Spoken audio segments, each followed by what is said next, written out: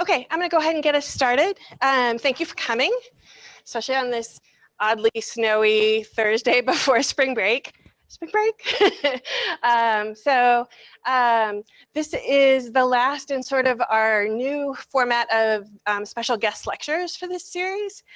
So we're doing virtual or painting virtual art and artist history through VR. Margaret Dolinsky will lead us off. And then we'll have some presentations by students. Process their artwork, and then we'll get to see sort of examples from them. So I'm really excited about this. I think in the past we've done sort of photogrammetry and 3D digitization, and then we've done text analysis, but we haven't really ventured into art in this lecture series. So if you're interested in this, first of all, superheroes on the front. This is the rest of the items in the series are here. Also going to be some more VR later in this Impact of Virtual Reality series, which takes place over in the new media building. So if you want one of these, just holler and we can get them to you. So thanks again for coming, and I'm going to turn it over right now to Margaret. Okay, so I'm wondering, what do you guys see? Do you see the slides? Yes. Okay. And we see your head very small. Okay, fine, that's great. So I'm going to talk a little bit about virtual reality and art. So VR started in 1968, and there have been a lot of women doing VR and art. And there's recently been a book published about the rise of women in the digital arts. So I wanted to kind of highlight more specifically some of the women that have done VR. This is Catherine Richards, who did Spectral Bodies in 1991 with Chris Shaw. And you can see here, these are the graphics that they were using at the time. And this is a composite image that she created to represent her show, Spectral Bodies. This is Jacqueline Ford Morey, who did Memory Stairs in 2007. And this is Monica Fleshman and Wolfgang Strauss, who took VR into the streets and did more mobile VR. Diane Grimala has been working with meditation and virtual reality for years. And Ruth West combines huge data sets with virtual reality.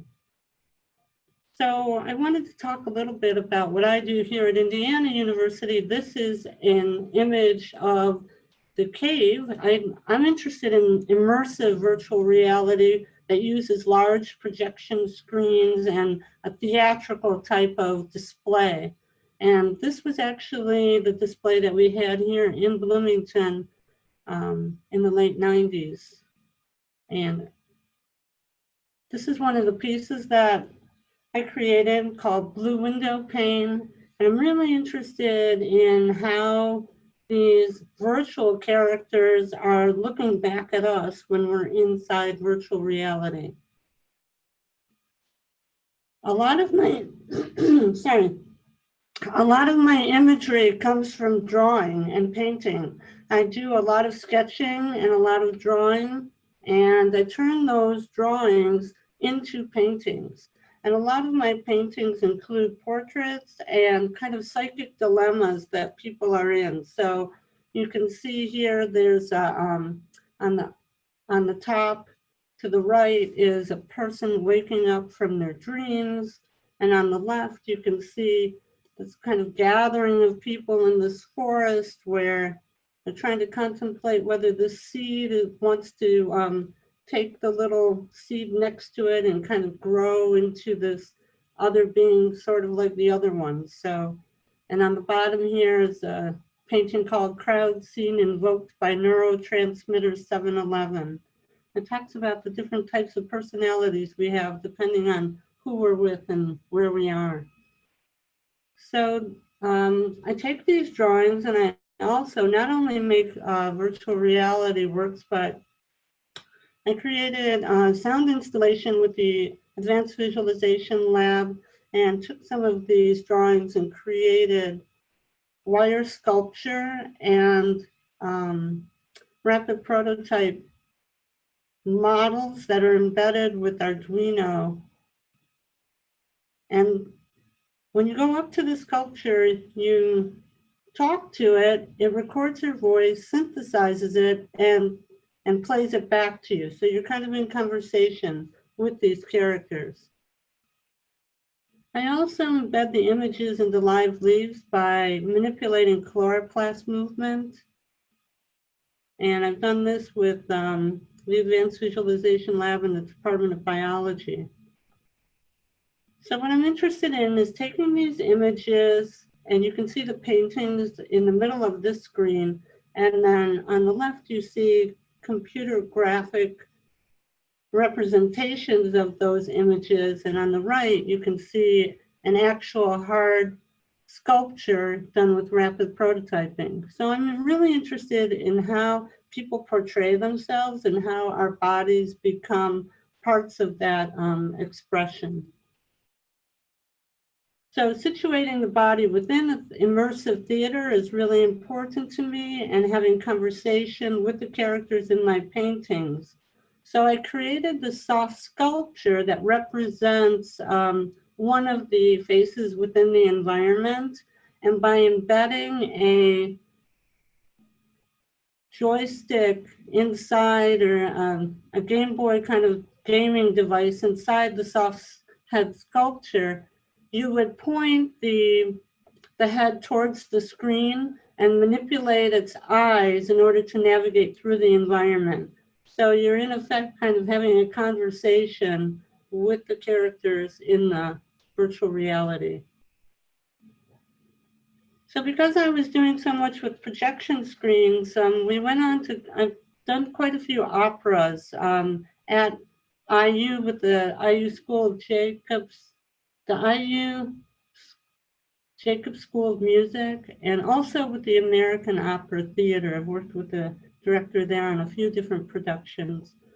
And the Advanced Visualization Lab was critical to the success of many of these productions.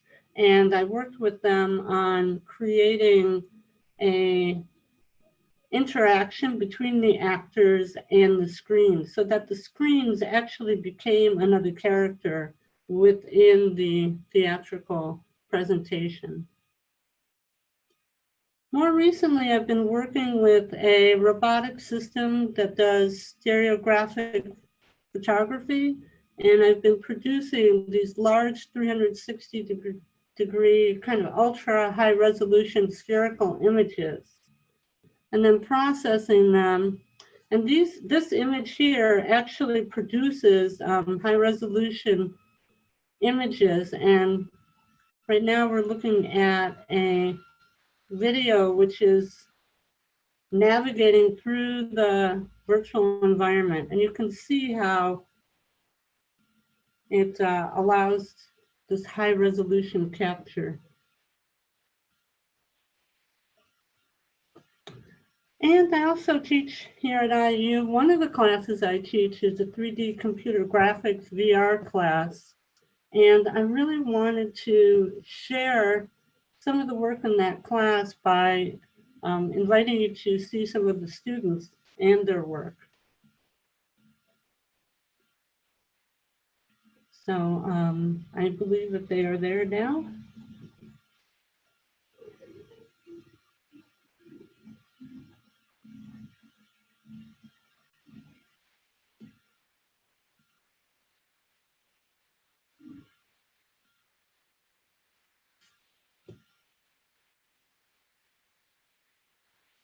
Second, I'm unmuting this and turning the back on. So who would like to go first? Okay, great.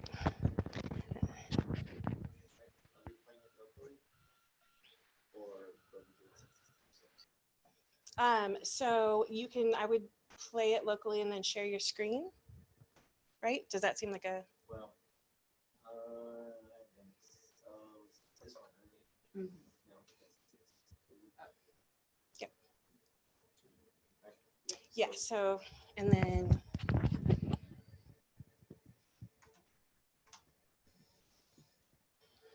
Hold on. have a mouse. I really do. There. Oh, this is logged in as you, right? So you haven't like maximized your mouse. Hold on. Okay. So we are going to share our screen. Go ahead and share the desktop.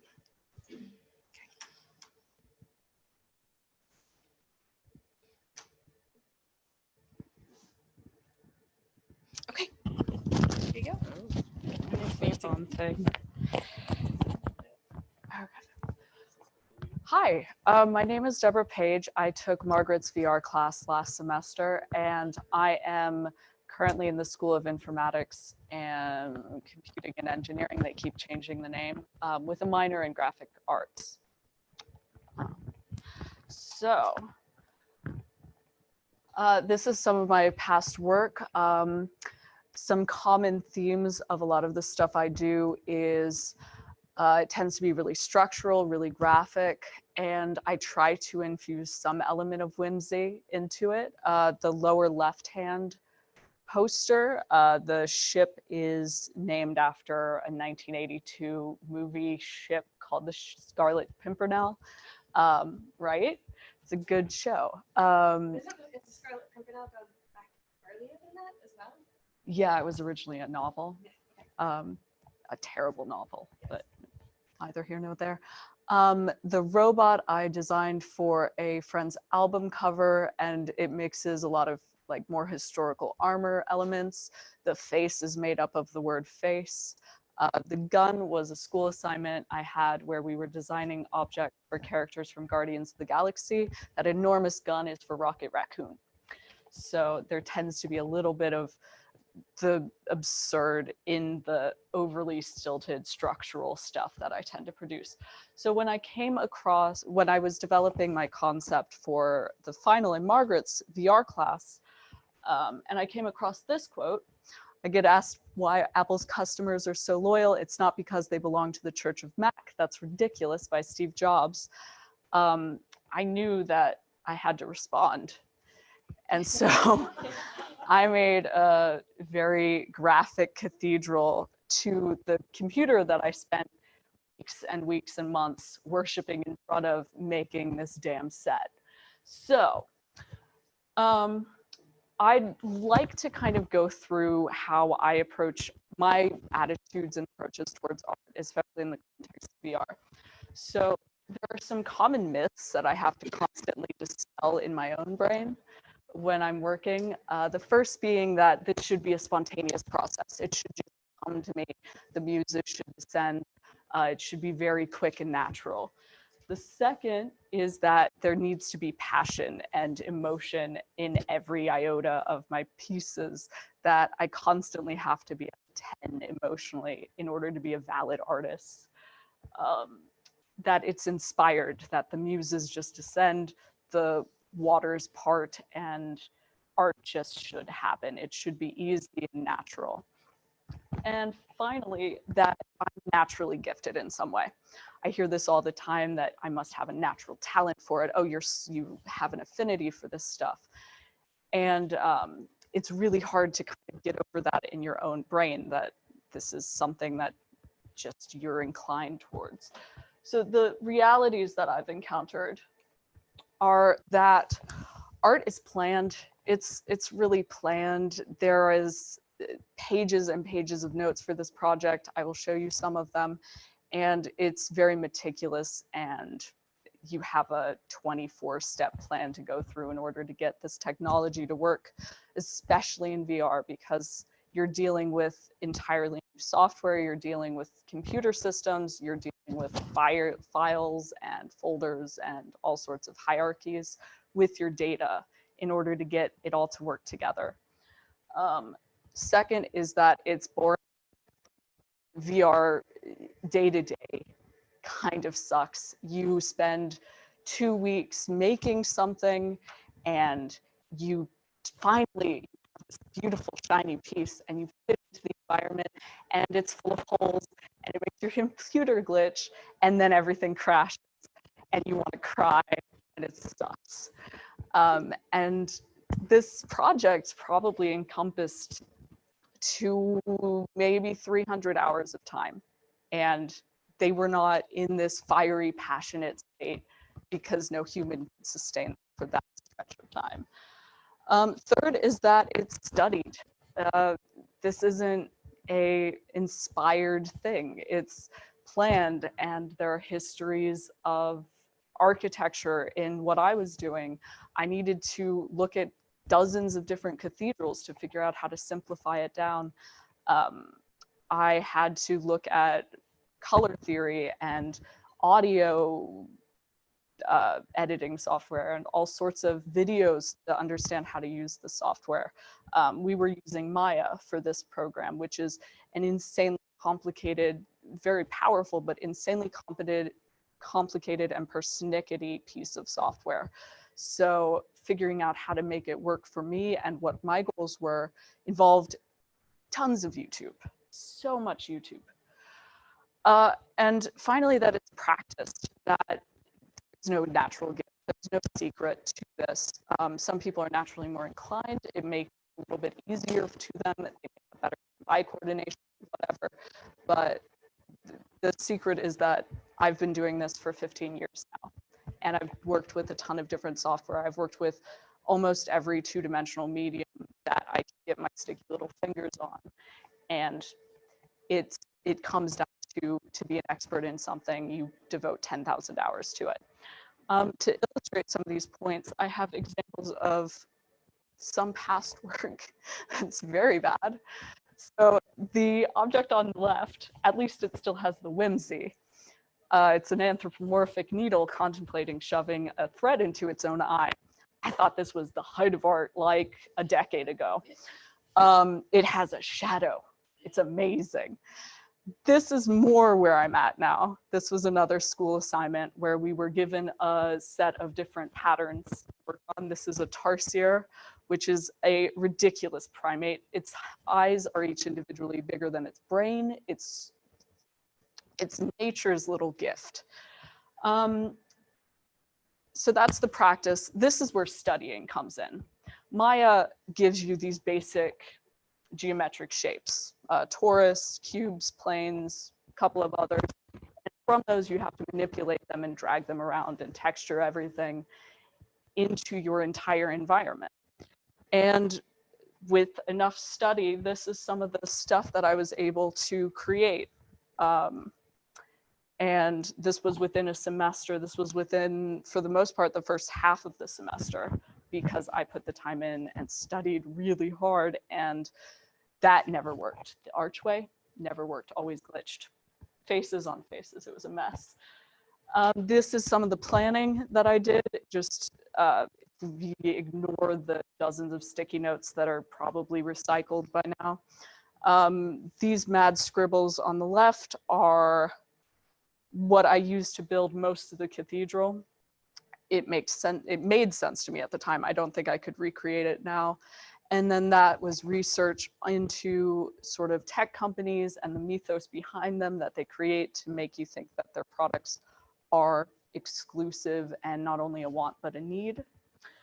And those things all combined into a project that I'm proud of, but it's the accumulation of a lot of study, a lot of work, and a lot of time. And why I think this is relevant to VR is that it's really powerful. You can create this immersive, gorgeous environment that people can interact with and learn from and be enthralled by, but you have to take the time and the work and the different versions of expertise that you are around to be able to put it all together in one coherent piece. And that's all I have. So. Okay. Thank you. Yes.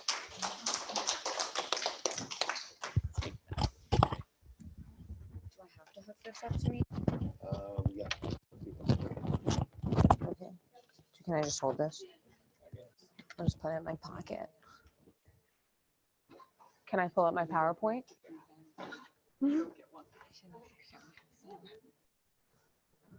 So I'm going to read off a script. I get nervous, so bear with me.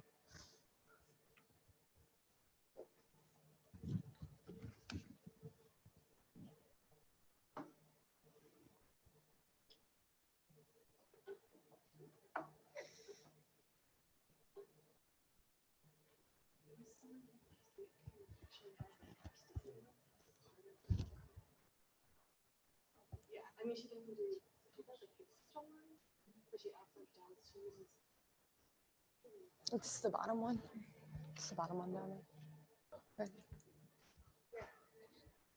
Okay. Beautiful. Hi guys, I'm Jasmine Shah, and I'm a recent graduate from the Digital Arts Department that Margaret actually is the head of. And just before we get started, I'm not going to read the quotes on the slide. They're going to be on my website at www.jshawstudio.com if you guys want to go back and look at it. So today I'm here to talk about how awesome it is to be a woman doing virtual reality. So I'm going to talk about my piece, Exploration, a Virtual Experience. All right, so to give you a little background, I have 3 priorities when it comes to making VR. 1, it has to have full engagement from the viewer. 2, I want to create a visual language that effectively relays information. And 3, I want to make it aesthetically pleasing and relaxing. With these 3 goals in mind, my quest has been to find a way to blend art, technology, and education into one successful and engaging environment. Just get that all out there. Okay. I began this project with some research in the ways that VR can help education. I came across an article by Sandra Helsel that raised several questions. The first question that arose was, is the technology just a medium and the real concept of VR about the human process of the student? We've all heard about people who are visual learners, and we all know that VR could potentially be this ultimate medium. What if this technology turns into the next textbook for visual learners? And with that, how can we shy away focusing on the technology itself and refocus it to the mental process of the viewer? I did some more research, and from Veronica Pantelidis, we see the limitless possibilities since now we have all of this software and the hardware to open up worlds previously unreachable to the average student. For example, a coral reef, which is what part of my project was based on. Before I created the piece Exploration, I tested my ideas with some beta versions. These projects taught me 2 things. It needs to be more than just an experience, and people absolutely hate text in VR. So now, how do we fix this? Oh, okay. Exploration, a Virtual Experience, invites visitors to explore the wonders of nature. Vibrant colors and sonic spaces reveal intricate details of a unique ecosystem in immersive space. In creating Exploration, I had these goals in mind. This is an experience that should be catered to a younger audience. However, an older audience should appreciate the experience as well. This piece should additionally allow followers to explore unique and beautiful wonders of the world from the comfort of their own home or classroom. With this project, I've dedicated myself to blending both art and science in an impactful way to create a visual language for relaying information. So now we move on to my process. And like Deb was saying, it's hard. Oh, shoot. Okay. So each space, now we move on to my process. The way I made this work was to focus on the individual environments from start to finish. I first created a vibrant coral reef. I then moved to the windy beach and then ended with some relaxing sounds of the forest. Each space had a dedicated schedule. I began laying out the maps, and then I modeled and rigged each character. I then moved on to the placement, animations, and sound. The reason I find this very important to mention is because each and every element of my space needed extreme attention to detail in order to create a successful and engaging experience. Here's a short clip of this experience. If I can find the play button.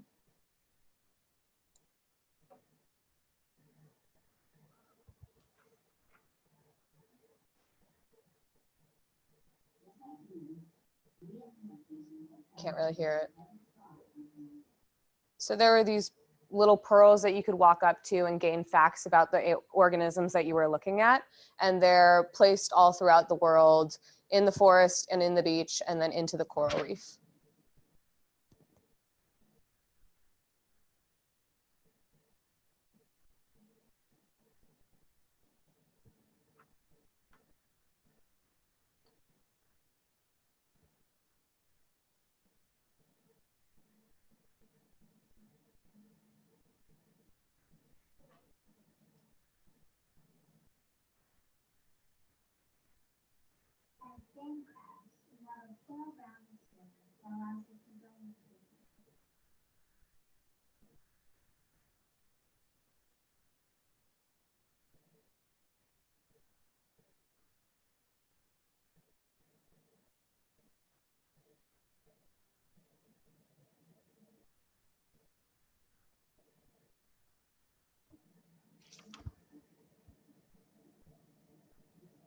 Okay, that it cuts itself off. So, okay. So, after completing this unique space, I've learned many things. People love colors and love to feel relaxed. And like I mentioned before, people really, really hate text and would rather have the freedom to explore on their own instead of being on a set path. Lastly, people enjoy coming across information rather than having to go up and access it themselves. With everything I've learned from this project, the School of Art and Design, and Indiana University, I'm excited to start my professional journey as a woman in VR. Thank you, guys.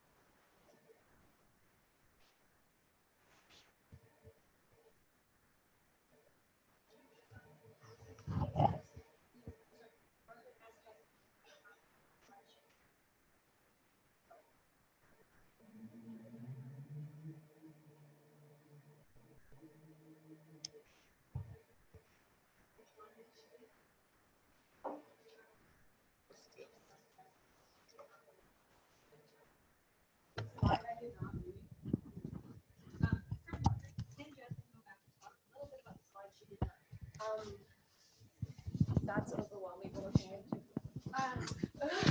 Don't worry. Okay. So are we starting with the cathedral? Okay. So have you come up and guide us, right? I'm very bad at navigating this. I can navigate, but Oh, okay. you can talk. And you can tell me where to go. Sure. There you go. Okay, so this is my VR project. This is a wall, a large blank wall of my VR project. I named this Digital Id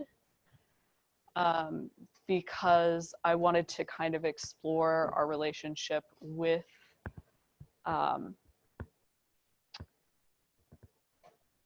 technology, because I was spending so much time worshiping at the altar of Mac creating this thing. So if you, is there no sound anymore? Yeah, I like the Gregorian chants, let's go. So yeah, I don't know if you want glasses or no. oh, that would actually help a lot.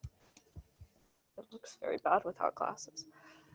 But yeah, so I created a cathedral. It's modular, so it means that I was able to create a repeating pattern and had fewer things that I needed to build, which was enormously helpful.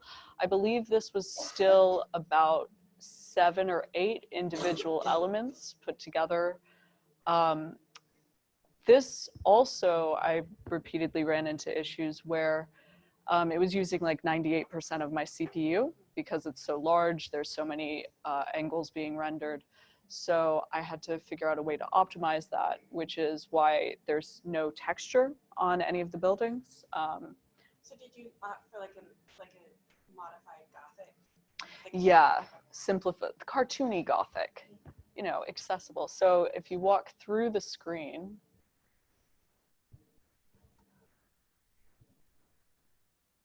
this is the actual motherboard guts of a, I guess it's not the motherboard's behind it. These are the guts of an iMac exploded out. This scrolling binary is a quote from I Dream of Electric Sheep. Yeah. And then as you walk through... If I Dream of Electric Sheep doesn't mean that is the short story by Philip K. Dick that Blade Runner was based on. Mm-hmm. Yeah. Do androids dream of electric? And as you walk forward, you actually hear that quote very faintly, apparently. Yeah, it's muffled. But this is the motherboard that spirals around and grows into a digital city as you walk forward. Yeah, I think we need to put monsters on there, like little guys. Just tiny ones, Gar. Yeah, and then as you walk towards the light, you eventually end up plummeting down to the ground, digital city, which is bound on all sides, so you can never escape.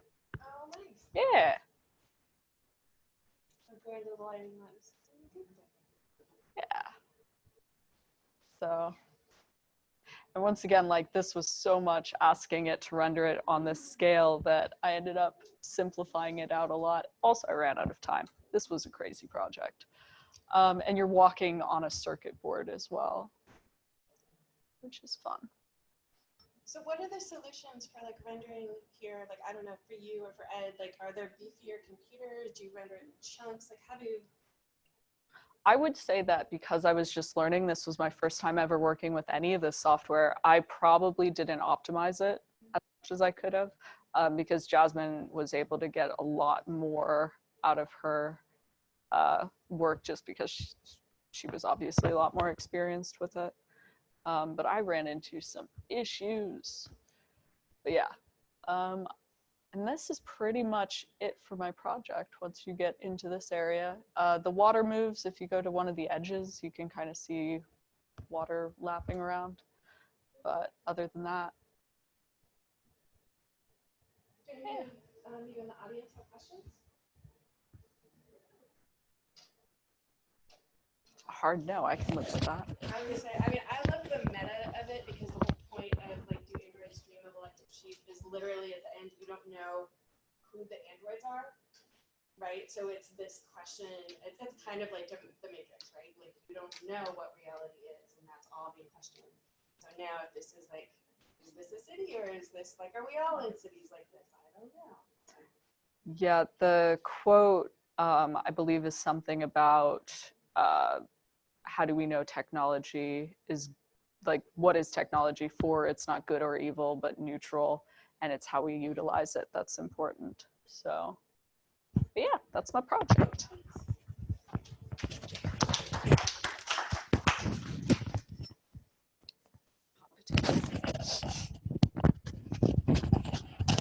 can go through mine. If you're gonna rewatch Blade Runner, rewatch the Harrison Ford, whatever that latest I hope we got the right version. It says this one. That's a sequel. Oh, yeah. I think that's the one.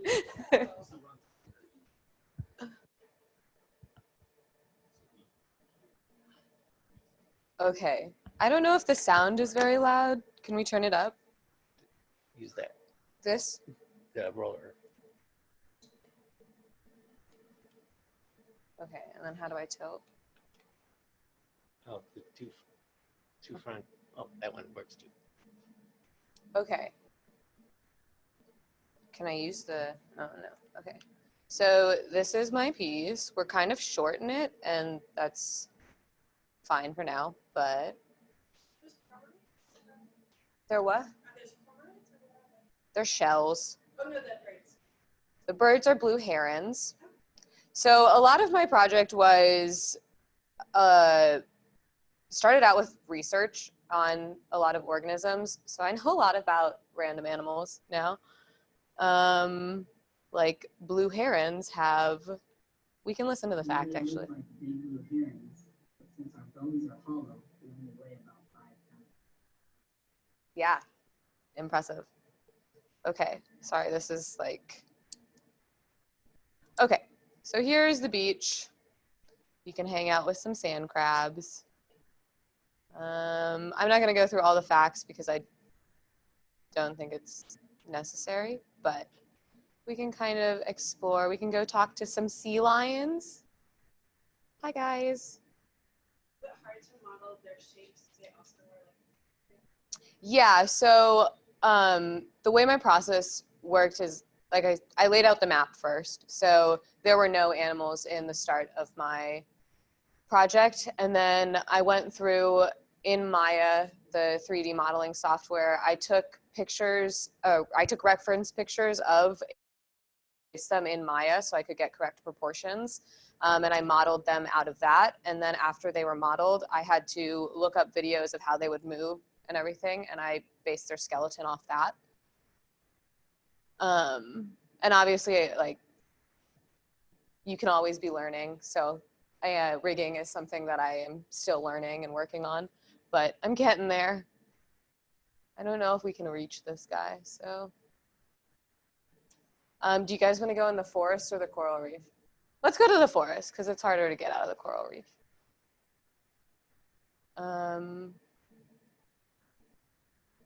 Yeah, so the idea was for it to be very relaxing and serene. I didn't want it to be too overwhelming.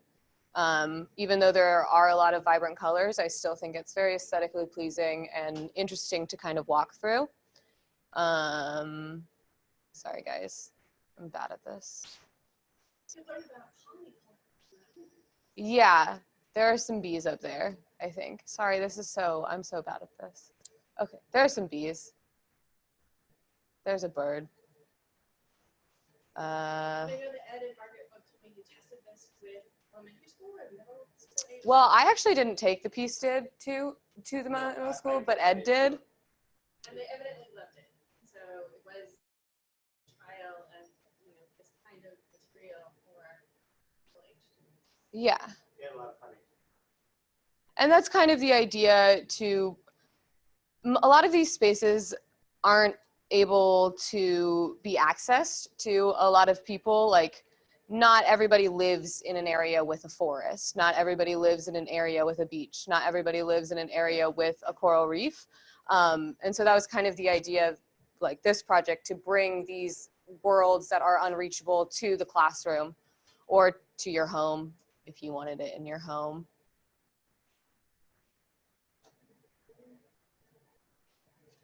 This is my favorite part of my project, so we're gonna look at it.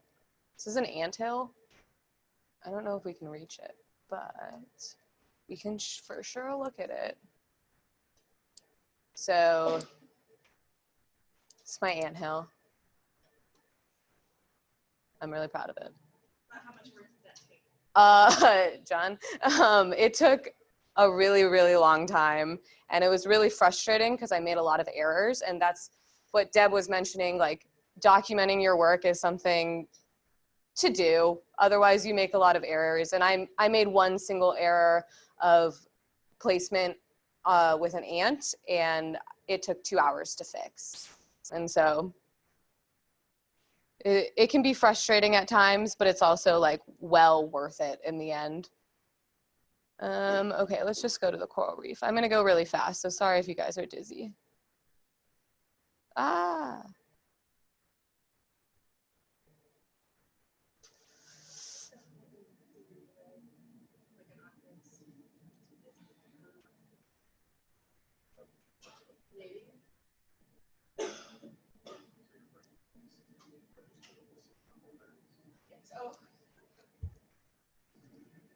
Into the water we go. Oh, it's already broken, but that's fine.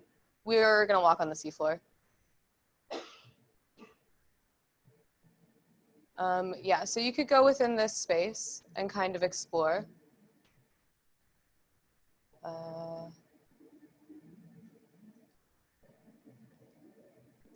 We're below the path that I set but I don't want to reset it. So there are some of my jellyfish. And the fact for the jellyfish is that they've been around since dinosaurs have been alive, which I actually did not know that until I did this project. So we're gonna stop it because we're underneath the coral, but you guys get the idea. Oh. Hit the start button there. Oh. Okay. Did you ever think about trying to use like photogrammetized animals? I did. My first thought was to make this as realistic as possible. But then after talking to Margaret and kind of going over the ideas of using this for kids, having super realistic animals might be unapproachable for a lot of kids because like ants can be kind of nasty to some kids or a little off-putting. So I wanted to make them kind of cartoonish and easy to approach and want to talk to. And so like, that's why I didn't make it photorealistic. You know, there's actually ant war going on. There's an East Coast colony and a West Coast colony, and they're fighting for domination of the entire continent. I did. It's amazing. Ant facts. Okay, yeah, so this is actually what it's supposed to look like. You're supposed to feel like you're swimming in the reef. You can hang out with some dolphins, hang out with this fish. There's a shark. And you sort of just descend into this coral reef.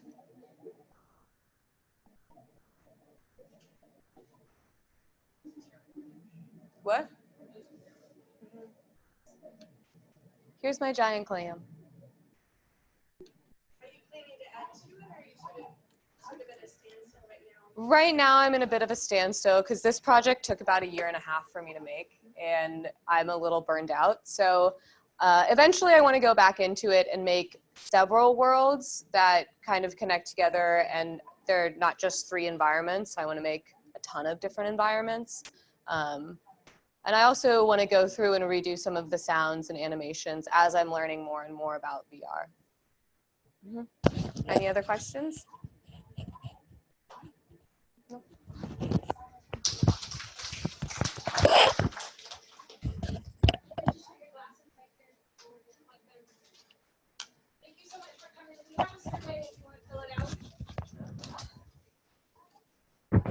Thank you very much for coming, y'all. And thanks so much, Margaret, for zooming in from beautiful San Diego. Hey, thanks so much to Jasmine and Deb. Your presentations were amazing, and I'm so proud of you guys. Your work is phenomenal. Thank you. Yep, thank you.